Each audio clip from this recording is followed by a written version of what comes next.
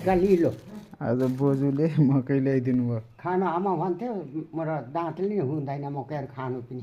ए ल मासु त ठोक्दैन।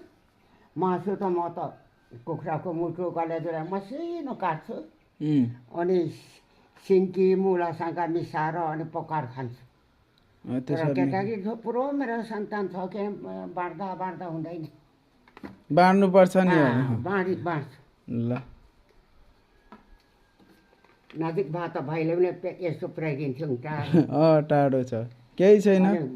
मजाले पकाउँछ आमाले भन्छ आश गर्छ त्यतै ल्याउँछु झन्डै 1 सेर ल्याएर अनि मुला पनि मसिनो काट्छु अनि मार मसला लाएर पकाउँछु। ए मिठो हुन्छ। मिठो हुन्छ। ल मिठो बनाएर खानु अहिले बुढेसकाल लागिसक्यो। कहिले खान्छु त्यसो।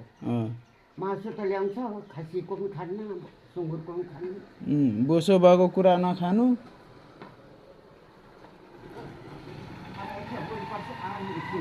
ए हुन्छ। आज आमाले मकै ल्याइदिनु भएको।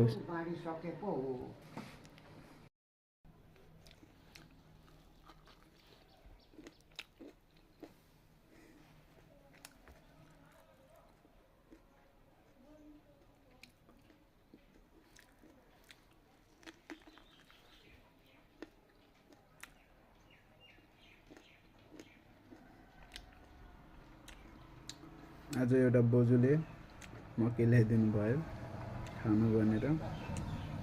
त्यो मिठो रहेछ। फाइनली बोजूलाई धन्यवाद। कहिले काहीँ आफ्नो पेसा हेरेर पनि खुसी लाग्छ। यो पेसा चुज गरेर राम्रै गर्यो भनेर। हजुरहरू पनि मरेर लानु केही छैन। जिन्दगीमा सेवा गर्नु। सेवा नै धर्म हो।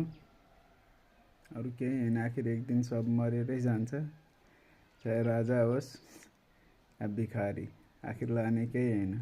त्यही भएर जबसम्म बाँच्नुहुन्छ एकअर्काको सहयोग गर्नु भन्दै धन्यवाद।